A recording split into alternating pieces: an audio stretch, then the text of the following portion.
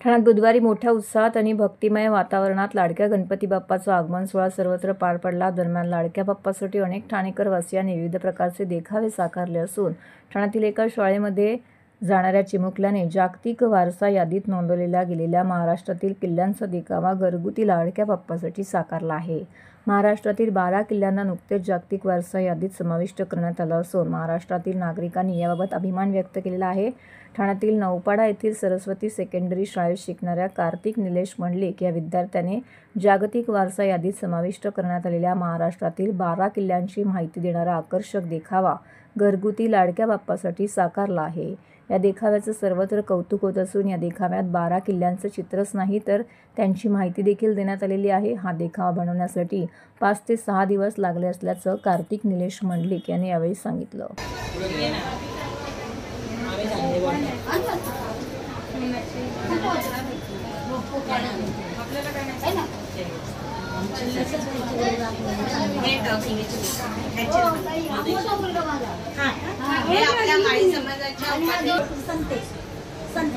संते संते ऐका ना पीपल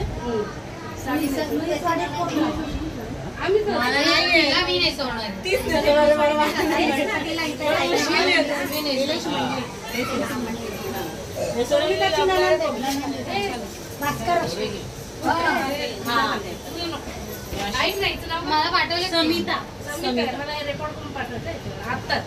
अगं तुझा पोरगा येऊ दे दादूला पाठवते मम्मी त्याला फोन देते हो करेल मी उद्या परवा करेल नाही एडिट नाही करायचं त्याला मी फक्त व्हिडिओ काढून पाठवायला सांग मला फोटो पाठव फोटो पाठव ए ताई राशी पल्लवी इकडे काकीला पाठवते मी हे ना फोटो पाठवले पल्लवी पाठवते ना काकीला पाठवते माझ्याकडे नाही माझा नंबर नाही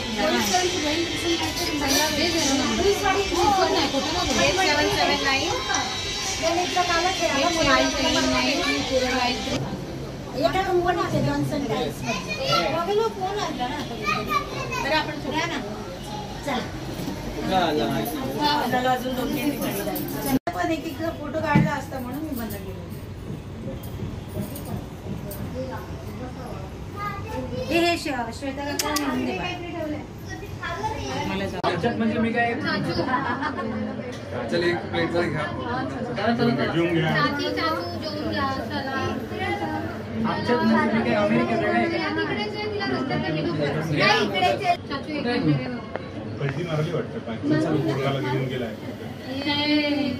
हत्तीला मारायचं नाही सगळं मी आणतो हां हां